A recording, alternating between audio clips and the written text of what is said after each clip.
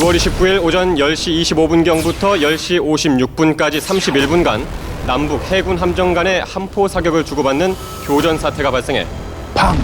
팡팡! 주요 개소에 먼저 타격을 했다는 것입니다. 이 함정을 무력화시키기 위해서 그렇게 했다고. 요게 이제 들어온 자료입니다. 이제 나오면 이제 이렇게 되는 거죠. 그 2.65kg의 파편들을 몸지고 왔다는 것에도 제가 마음이 너무 아팠고, 내려오면 너희들을 박살내겠다, 그 자리를 침몰시키겠다라는. 북한이 우리의 적임을 확실하게 인식할 수 있는 것 같습니다.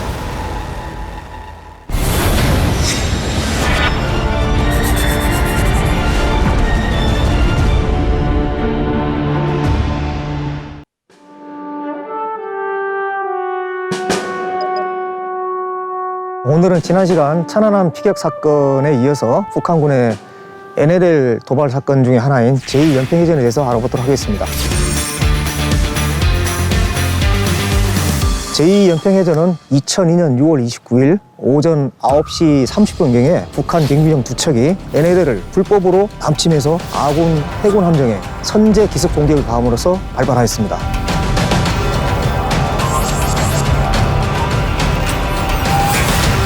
당시에는 온 국민이 한일 월드컵에 집중하고 있을 때였는데 네. 그걸 노리고 도발해 온 게 아닙니까? 좋은 질문입니다. 제2연평해전도 우발적인 어떤 사건이 아니고 북한군의 치밀한 군사 도발이 되겠습니다. 아무리 북한이 철저하게 계획한 전투라고 해도 우리 해군이 이긴 전투 아닙니까? 네, 맞습니다. 자, 여러분 뒤쪽에 보면은 뭐라고 적혀 있죠? 전승비. 평해전 전승비. 예, 전승비라고 적혀 있죠? 네. 이 전승비가 뭐냐 하면은 전투에서 싸워 이긴 것을 기념하기 위해서 세운 비를 말하는 겁니다. 지금은 이제 전승비라고 이렇게 돼 있지만은 그 이전에는 전적비라고 했습니다. 근데 제2연평해전은 우리 해군이 승리한 전투기 때문에 그렇죠. 전적비보다는 전승비가 맞는 거 아닙니까? 네, 맞습니다. 그래서 2022년도에 전적비를 전승비로 이렇게 변경을 하였습니다. 전사자와 참전 장병, 유가족의 명예를 선양하기 위함인 것 같습니다. 예, 맞습니다. 하지만 전투 과정에서도 안타까운 아군의 희생도 있었습니다. 참전 용사 27분 중에서 6분이 전사를 하셨고 19명이 부상을 당했습니다. 죽음을 두려워하지 않았던 선배님들의 투지와 정신력은 꼭 본받아야 한다고 생각합니다. 예, 맞습니다. 자, 그러면은 제2연평해전에 참전했던 전투 함정이 있는 곳으로 자리를 이동하도록 하겠습니다.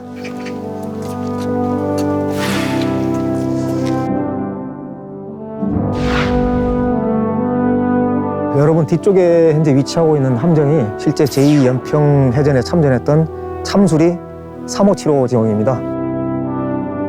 전쟁기념관에도 같은 함정이 있지 않습니까? 전쟁기념관 앞에는 모형이 이렇게 있고 지금 뒤쪽에 보이는 함정이 실제로 2002년도에 연평해전에 참전했던 그런 실제 함정이 되겠습니다. 천안함도 그렇고 또 이렇게 실제로 참전했던 함정을 보니까 북한이 우리의 적임을 확실하게 인식할 수 있는 것 같습니다. 예, 맞습니다. 참수리는 해군 함정 중에서 가장 속도가 빠른 함정입니다. 그러면 왜 참수리라는 이름을 붙였을까요? 속도가 빠르고 신속하다는 그 특성을 고려해서 날렵한 조류인 참수리를 이름으로 붙인 걸로 알고 있습니다. 예, 맞습니다. 해군 함정 중에서 작지만은 속도가 가장 빠른 것이 바로 이 고속정입니다. 그럼 이 고속정이 수행하는 임무가 뭘까요? 이 한반도 해역의 최전방에서 연안 방어 임무를 맡고 있습니다.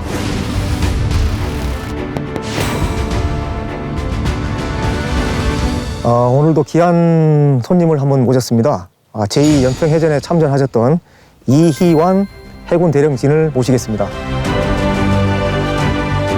일승. 반갑습니다. 대령님 반갑습니다. 네. 올해 대령진급 진심으로 축하드립니다. 예, 고맙습니다. 네. 저는 지금 해군본부 이사참모부 보면 이희완 대령진입니다. 제2연평해전 당시 부상으로 네. 거동이 불편하실 텐데 오늘 촬영 어떻게 괜찮으시겠습니까? 당연히 제가 촬영을 희망하고 있고 예. 또 장병들을 위한 프로그램이기 때문에 더욱더 제가 더 열심히 촬영하겠습니다. 귀한 시간 내주셔서 감사합니다. 저 오히려 감사드립니다. 현재 그 357 하면 이제 부정장으로 근무를 하셨잖아요. 네. 근데 지금 오늘 오셔가지고 이렇게 357 호정을 다시 보게 되셨는데 감회가 남다를 것 같습니다. 네, 1년에 서너 차례 꼭 이 장소로 오게 되는데 그때마다 정장을 비롯한 유경사가 일단 가장 먼저 생각나고요. 그때 전투했던 당시의 상황들이 머릿속에 늘 또 기억이 사실 납니다. 나고 또 한편으로는 성전의 역사에 제가 있었던 사람으로서 또 기분도 또 뿌듯하고 자부심도 갖고 있습니다. 자, 여러분들 저 뒤쪽에 보시면은 빨간색으로 표시된 페인트 칠된 부분이 있죠? 네. 저 부분이 제2연평해전 당시에 피탄 흔적입니다. 그래서 저 빨간색으로 알기 쉽게 이렇게 표시를 해놨거든요. 이 피탄 자국이 굉장히 많은데 몇 예. 개 정도 있습니까? 그거는 제가 되돌드리겠습니다. 예. 당시에 북한 함정 2척이 우리 해군에 발사한 총탄수는 258발이 저희 357호정에 피탄이 되었습니다. 수백 개의 피탄을 받고도 우리 해군이 승리한 게 진짜 좀 대단한 것 같아요. 그렇죠. 제2연평해전이 북한군이 철저하게 계획한 도발이라고 알고 있습니다. 네, 그분이 되게 중요한 포인트입니다. 당시에 초탄이 함교, 통신실, 그다음 기관실이었습니다. 북한이 가지고 있는 85mm 주포가 팡, 팡팡 이런 소리로 해서 주요 개소에 먼저 타격을 했다는 것입니다. 그것만 봐도 제가 앞에 말씀드렸던 치밀하고 계획적인 거에 하나의 또 중요한 근거가 되겠습니다. 그렇죠. 네. 그러면은 그 말씀하신 대로 네. 북한군이 이 함정을 무력화시키기 위해서 그렇게 네. 했다고 보시는 것입니다. 네, 그렇습니다. 그 중에서도 이제 헐수선, 이제 배가 가라앉는 그 헐수선에 공격을 함으로써 우리 배를 어쨌든 침몰시키려고 했던 그런 의도가 강했던 것이죠. 헐수선이 여기서 보면은 저 에스트랩 저거 별표 있는 거 있죠? 그 검정선. 네. 저게 이제 내려가면 이제 배가 이제 가라앉을 수 있는 수이기 때문에 항상 배는 경량을 저기 맞춰야 됩니다. 그래서 헐수선이라는 표현을 쓰고 있습니다. 정말 치밀하고 의도적인 것 같습니다. 네, 맞습니다. 네. 그러면은 저 뒤쪽에 있는 서해 수호관으로 이동을 해서 좀 더 세밀하게 살펴보도록 하겠습니다. 예.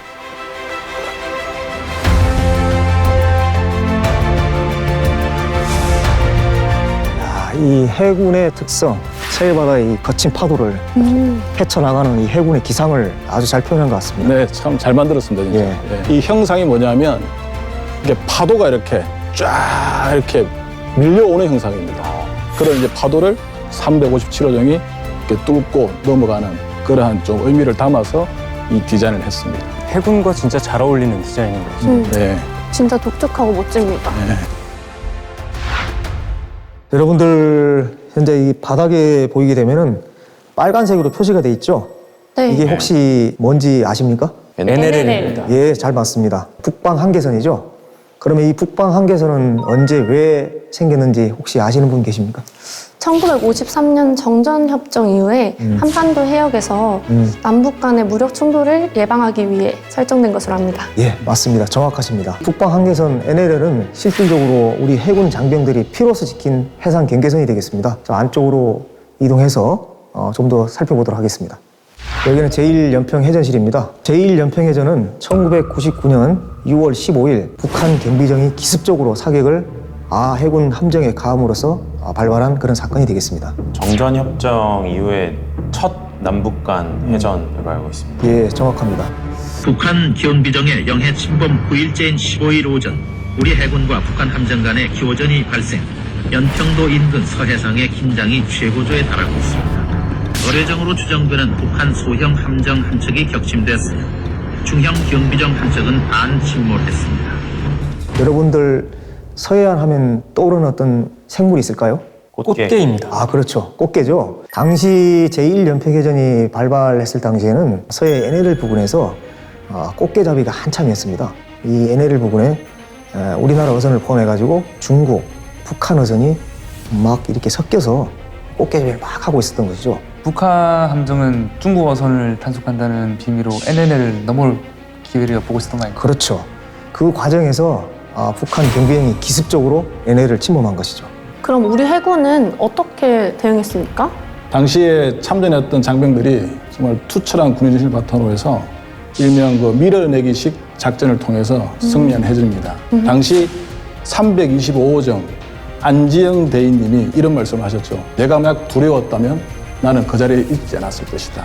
이렇게 말씀하셨습니다. 그렇죠. 네. 그러면 제1연평해전도 우리 해군이 대승을 거둔 전투 아닙니까? 물론입니다. 예. 그야말로 정말 몸으로 진짜 바쳐서 정말 우리 영해를 수호한 그런 진짜 훌륭한 대단한 작전입니다. 그렇죠. 예. 그럼 북한군이 제1연평해전에서 패배를 하고 네. 다시 제2 연평해전을 일으킨 겁니까? 그렇게도 충분히 저희가 해석할 수 있고 또한 결과론적으로도 충분히 그렇게 보복을 했다라고도 우리가 생각할 수 있는 부분입니다. 근데 본인들이 넘어와 놓고 참 그러죠. 예. 이 영해를 절대 넘으면 되지 않는데도 불구하고 대한민국을 침범해서 군인들을 상처를 주고 정말 사망을 시키고 하는 저런 나쁜 행동을 하고 있는 겁니다. 그렇죠.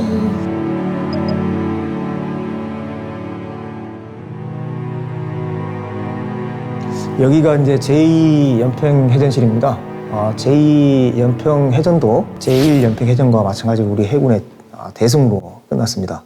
북한 경비정 한 척은 대파돼서 이제 북한으로 돌아가고요. 안타깝게도 그 과정에서 우리 해군도 피해를 봤습니다. 27명 중에서 6명이 전사를 하셨고 19명이 부상당했습니다. 네. 이제 오른팔 해요 쪽에 간통상을 당하면서 튕겨져 나갔었습니다. 또 마치 폭탄이 그쪽에 터지는 바람에 저는 머리 밑으로 해서 다 날아갔는 줄 알았습니다. 제 몸이. 그래서 성치 않은 몸을 부모님한테 보여드리는 것만으로도 죄스럽다. 바로 바다에 그냥 빠져서 그런 생각도 했었는데 다행히 이제 뭐 이렇게 떨어져 나가는 그런 부분은 없어서 제가 이제 그때 주 임무는 40mm와 20mm 포를 제가 사격을 하게끔 하는 포를 운영하는 장교였습니다. 그래서 초탄을 제가 맞자마자 바로 한 글자 쏴라는 그 단어를 통해서 제가 대응 사격을 시작했고 갑자기 제 옆에 서 계시던 윤영아 청장님께서 뒤로 이렇게 그대로 넘어가셨습니다. 달려가는 그 순간에 제가 딱 넘어졌습니다. 이렇게 우리 이도 이렇게 다다다닥 하고 이렇게 몸도 뚫리는 거 있죠. 뭔가 전체로 힘이 빠진다 이런 생각을 느끼게 됐는데 이 왼쪽 다리가 이 무릎을 기점으로 해서 안쪽으로 이렇게 꺾여 있었습니다. 그러니까 누웠을 때 이 다리 한마디 발바닥에 나한테 보일 이런 이제 상태가 된 거죠. 그래서 이제 그때 북한 함정이 이제 쏘았던 총탄에 요게 이제 들어온 자리입니다. 요게 들어온 자리고 이제 나오면 이제 이렇게 되는 거죠. 그래서 요게 이제 지금 8cm 지금 구멍이 났고 여기에 이제 피가 이제 이렇게 콸콸 흐르는 걸 제가 그때 눈으로 확인했고 그러면서 이제 제가 점차 오른쪽 눈이 좀 잘 안 보이기 시작했습니다. 박동혁 병장이 이제 와서 저에게 부장님 지금 너무 많이 다쳤습니다. 그래서 지금 부장 다리가 지금 절단되었습니다라는 걸 이제 그때 들었죠. 그래서 이제 오른쪽 다리가 이제 무릎 하단 요 정도 위치에서 제 군홧발이 저쪽 옆에 가 있는 상황이 되겠습니다. 전투에 참여하신 분의 그런 아픔을 직접적으로 본 게 처음이라 중령님의 아픔과 그리고 그 희생과 그 정신이 느껴져서 너무 놀랬고 감사한 마음이 컸던 것 같습니다. 탐수리 357 호정에서 제2연평해전 때 전사했던 6분의 사진이 이제 뒤쪽에 전시되어 있습니다. 그리고 이 계급들은 사후에 1계급씩 추서된 그런 계급이 되겠습니다. 제가 한 분씩 좀 간단히 좀 설명을 드리도록 하겠습니다. 먼저 우리 윤영아 소령님은 당시에 이제 지휘를 하셨고 지휘함에 있어서는 항상 원리 원칙을 정확하게 지키신 분이다. 정말 전투 지휘를 너무나 잘하셨고 그렇기 때문에 승리를 할 수 있는 정말 주인공이었다라고 저는 생각을 합니다. 그리고 이제 두 번째는 우리 이제 한상국 상사입니다. 배에 이제 조타사 임무를 수행하는데 그 배의 방향을 이렇게 왼쪽 오른쪽 방향을 이제 조정하는 임무를 갖고 있고 평소 굉장히 아주 묵묵하게 말수가 그래 많지 않았고 당시에 이제 타기를 끝까지 놓지 않고서 같이 357호전과 연평도 앞바다에 그렇게 함께 이제 지키고 있었고 마지막에 이제 인양할 때 겁에서 그 조타수를 잡고 있는 모습을 그대로 제가 인양을 했었습니다. 그 다음에 이제 우리 조천영 상사입니다. 사실 이제 저랑 이제 나이가 동갑이었고 원래는 이제 해군 수병으로 이제 왔다가 부사관으로 이제 전환해서 다시 임관했었고 우리 조 상사 같은 경우에는 그 아기가 한 명 있었습니다.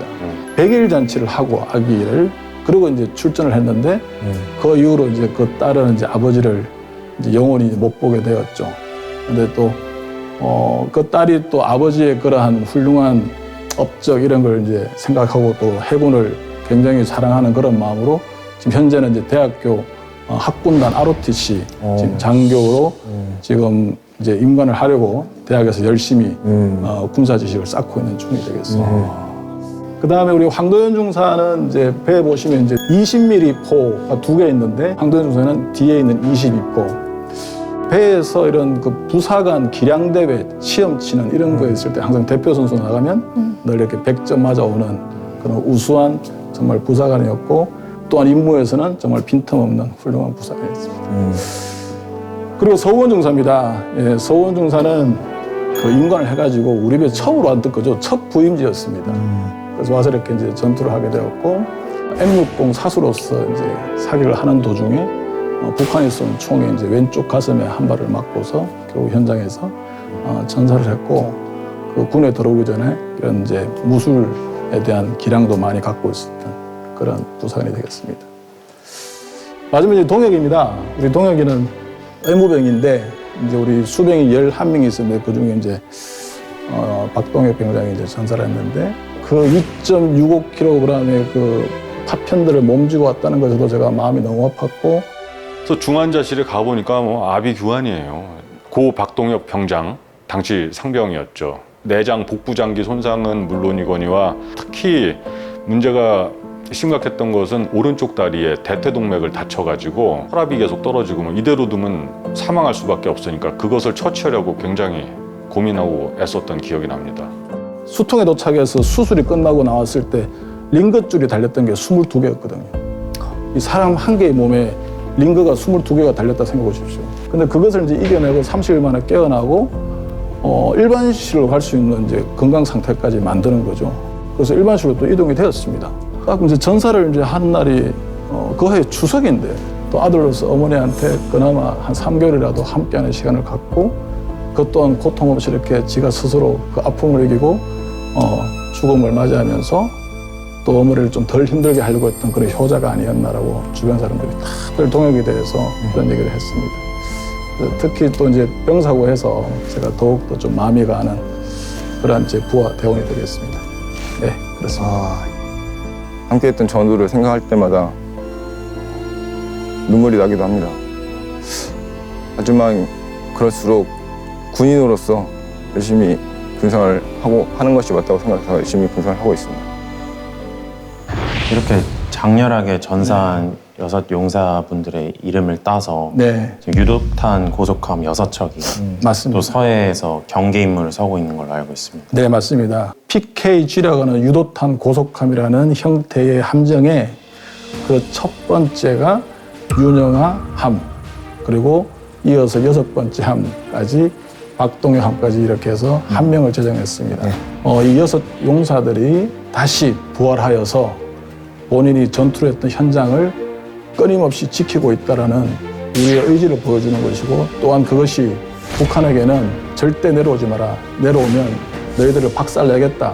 그 자리를 침몰시키겠다라는 그런 의미를 담고 있는 겁니다. 네, 그렇죠. 그렇습니다. 현재 생존 장병과 유가족은 어떻게 지내고 있습니까? 사실 그 상처, 아픔이 뭐 지워질 수 있겠습니까? 대한민국 영예를 지켰다고 하는 그야말로 우리 사람으로 살 수 있는 대한민국 국민으로 살 수 있는 최고의 일을 했기 때문에 그러한 부분에서 다 이렇게 위안을 삼고 잘 지내시고 있고 그리고 이제 생존자들은 이제 다 각자 위치에서 이제 열심히 이제 살고 있고 우리들의 어떤 군인 정신, 호국 정신 이런 부분들을 알리는데 정말 적극적으로 활동에 임해줘서 제가 고맙게 생각하고 있습니다. 그 자리에서는 우리나라를 지켜야 되겠다는 그 사명감 하나로 버틸 수 있었던 것 같고요. 이 자리, 이 위치에서 우리가 뚫리면 우리 대한민국은 더 이상 존재하지 않을 것이다 라는 생각을 했었습니다. 죽기 살기로 지켜야겠다 그런 생각밖에 없었습니다. 우리 해군에서는요, 이 연평해전이 끝난 이후에 교전 수칙을 수정하고 안전장치를 좀 더 강화하는 쪽으로 후속 조치를 하였습니다. 이것은 우리 해군의 어떤 피해 발생이라든지 이런 상황이 발생하는 것을 감소시키겠다는 어떤 해군의 의지를 보여준 것이죠. 네, 맞습니다. 네. 작전의 좀 스피드, 타격 통제권을 좀 빨리 저희가 획득을 해가지고 공격할 수 있는 타이밍을 좀 서두르겠다. 그런 차원에서 개선이 된 거고 지금은 그렇게 적용하여서 지금 서해 바다, 동해 바다에서 실전에 적용을 하고 있고 그 이후로 그래서 수상에서 침투가 상당히 주는 그러한 지금 우리가 결과를 지금 보고 있습니다. 그만큼 즉각적인 대응이 가능해진 거니까 우리 해군 장병들의 희생을 좀 네. 막을 수 있을 것 같습니다. 아, 예, 정확하십니다. 맞습니다. 네. 선배님들 덕분에 우리나라가 북한을 상대로 서해 바다를 지켜낼 수 있었고 또 그 정신 때문에 우리가 계속해서 북한과 싸워 이겨낼 수 있다고 생각합니다. 그래서 너무 감사하고 존경한다는 그런 말씀 드리고 싶습니다. 중령님, 네. 제2연평해전이 네. 공식적으로 이제 승전으로 이렇게 공식화됐지 않았습니까? 네, 맞습니다. 거기에 따른 어떤 감회가 좀 새로울 것 같아요. 네. 사실 제2연평해전은 처음부터 성전이었습니다. 해군의 성전의 역사로 대한민국 영역을 지켰던 정말 승리한 우리 대한민국 전투였다라는 걸 분명하게 밝히고 있는 것입니다. 네.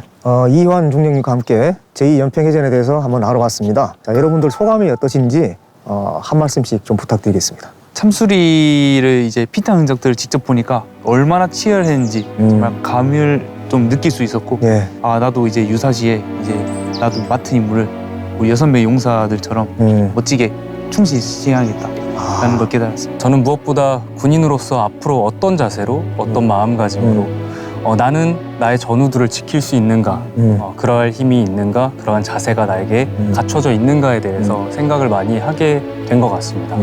보이지 않는 곳에서 국가를 위해 희생하신 분들께 애도를 표하며 저 또한 앞으로 국가를 위해 최선을 다하겠습니다. 정말 그 치열했던 그 전투의 순간에 제가 가 있는 것 같아서 약간 민망하지만 살짝 눈물이 핑 도는 그렇게 감동을 받았고 그 가슴 뜨거워지는 그런 그 군인 정신을 본받아야겠다 이렇게 다짐할 수 있었던 것 같습니다. 네, 감사합니다. 뭐 언론에서도 나오고 있지만은 북한이 끊임없이 지금 그렇죠. 정말 미사일을 쏘고 각종 방법을 통해서 대한민국을 어쨌든 소위 괴롭히려고 지금 막 가까스방을 다 쏘고 있지 않습니까? 우리 전우들이 정말 피를 흘려서 대한민국 영해 바다 NLL을 지켰습니다. 그들의 정신을 잘 이어받아서 정말 군생활을 하는 동안에 대한민국을 위하는 마음을 꼭 갖고 항상 대한민국을 지키겠다는 신념을 잊지 말기를 다시 한번 당부드리고 싶습니다.